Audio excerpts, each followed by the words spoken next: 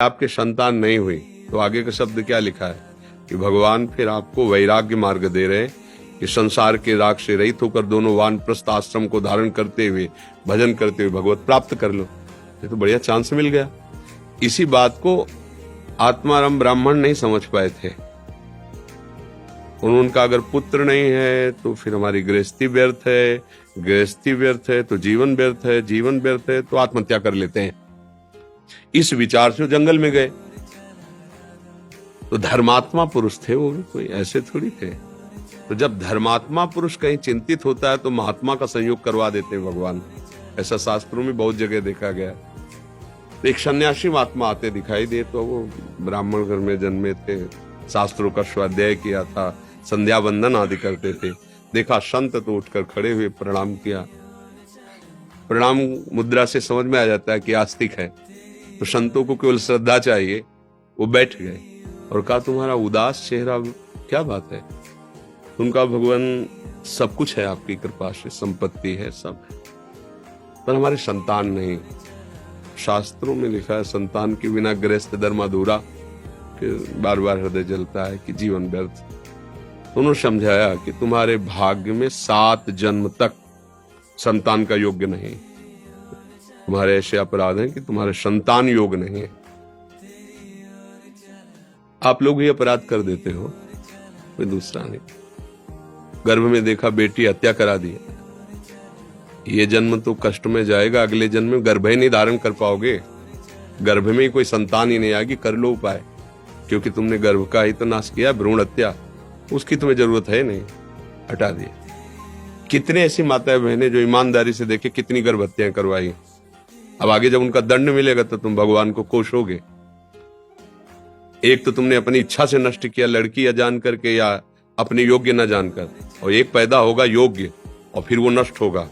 फिर अब भोगो। ये सब विधान है, वो जानते नहीं। अब उन्होंने जब बहुत हठ किया, नहीं माना, तो एक फल दिया और कहा अपनी पत्नी को खवा देना, इससे बालक होगा।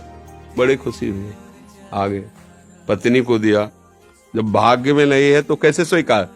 तो उसने कहा कि खा लेंगे। उन्होंने कहा अभी तो ऐसे थोड़ी पाया जाता है। संत महापुरुषों का प्रसाद नहा धो के, आप विश्वास नहीं करते। वो कहा ठीक है, अच्छा पा लेना। और उसने अपनी बहन को बुलाया, उसी गांव में भी आई थी। तो कहा हमें तो बहुत डर लगता है, फल खाएंगी पेट बढ़ेगा, और कहीं आग लग गई तो गर्भवती स्त्री दौड़ कैसे पाएगी। मतलब कितनी को बातें ऐसे। तो हमारी तो खाने की इच्छा नहीं। तो बोली दीदी तुम मत पाना, मेरे गर्भ है, तुम नाटक करना कि हमारे पेट है, गर्भ में बालक है, और ये परीक्षा के लिए गौ को खवा दो। उसने ऐसा ही किया, वो फल गौ को पवा दिया। अब उसको नाटक करती रही कि हाँ हमारे गर्भ है। और जब उसके बच्चा हुआ तो बच्चा मंगवा लिया, बोले बच्चा हुआ, और दासियों को पैसा दे दिया। ब्राह्मण बड़ा खुशी हुआ। और उनकी पत्नी का नाम धुंधुली था तो इसलिए उसका नाम धुंधकारी रख दिया। और ठीक समय पे गौ के बच्चा हुआ तो कान तो गौ जैसे और बालक स्वरूप। बड़ा आश्चर्य।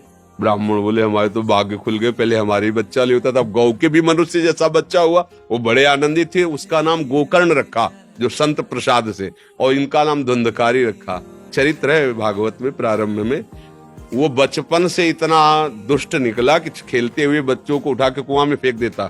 क्या क्या क्या। जब बड़ा हुआ तो 5 वेश्याओं को संग रखता और सब आतंक, मतलब इतना पीटा अपनी माँ को कि वो कुएं में गिर के मर गई। अत्याचार।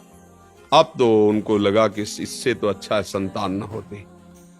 और वो बचपन से ही भगवत प्रदत्त संत स्वरूप ही थे। वो तो तीर्थ यात्रा को गए थे, लौट के जब आए तो चरणों में गिर करके उन्होंने कहा बेटा गोकर्ण अब तो हमारा सर्वनाश हो गया। बोले पिताजी अभी एक उपाय है, भगवान का आश्रय लेकर और अब भाग जाओ यहाँ से आप, और एकांत में श्री कृष्ण का भजन करो और भागवत के 10वें स्कंद का पाठ करो। बहुत जल्दी आपको भगवत प्राप्ति हो जाएगी। जो श्लोक धर्मम भजत सत्यम त्यज लोक धर्मात् उपदेश किया, वो वहां से चले। इस प्रसंग से सीख मिली कि यदि हमारे गर्भ से संतान नहीं है तो नहीं है। अब हम भाव से भगवान को मान लेते हैं, मेरे हैं, वही मेरे माता, वही मेरे पुत्र हैं, वही मेरे पिता हैं, वही मेरे रिश्ते नातेदार, सब हो गया। भागवत में लिखा है तीनों ऋणों से मुक्त हो जाता है, मातृ ऋण, देव ऋण, ऋषि ऋण, इन सब ऋणों से मुक्त हो जाता है जो भगवान को प्राप्त करता है।